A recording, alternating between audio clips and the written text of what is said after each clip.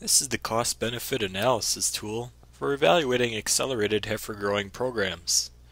This tool provides the opportunity to perform an extensive side-by-side comparison between conventional and accelerated heifer growing programs.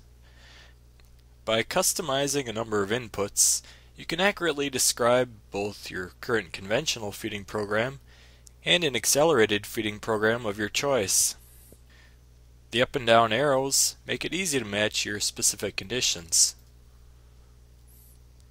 The inputs without arrows in the accelerated column are actually linked to the corresponding boxes in the adjacent column. They represent criteria that will remain constant between either feeding scheme. As you make changes to these inputs, results are provided in real time at the bottom of the page. This is especially useful for understanding how any specific input might influence overall profitability. Cost-benefit analyses are given for heifers at weaning age and calving age, and the final section calculates how much milk a first calf heifer needs to produce in order to pay for her rearing costs up to the time of calving. If we look at the cost-benefit analysis for a calf at weaning, we're reminded a number of variables come into play when performing this type of evaluation. Depending on factors such as management or weather, you may come up with different numbers than what's actually projected here. This is where a sensitivity analysis comes into play.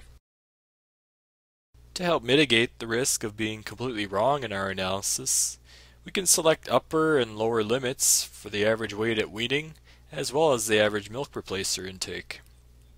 In this case, I've created a spread of 10% above and below the values we set in the input section.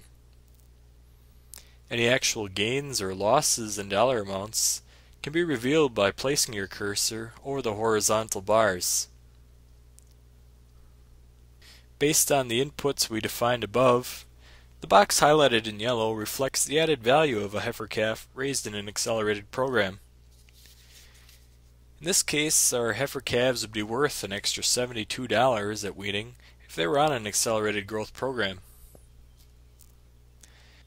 The cost-benefit analysis at calving follows a similar format. Again, we can define upper and lower limits for the average time to calving and milk replacer intake. The red bar in the graph indicates a loss of about $39 compared to a conventional feeding system if we follow an accelerated program, but our heifers don't calve until about 24 months, which basically defeats some of the purpose of this program.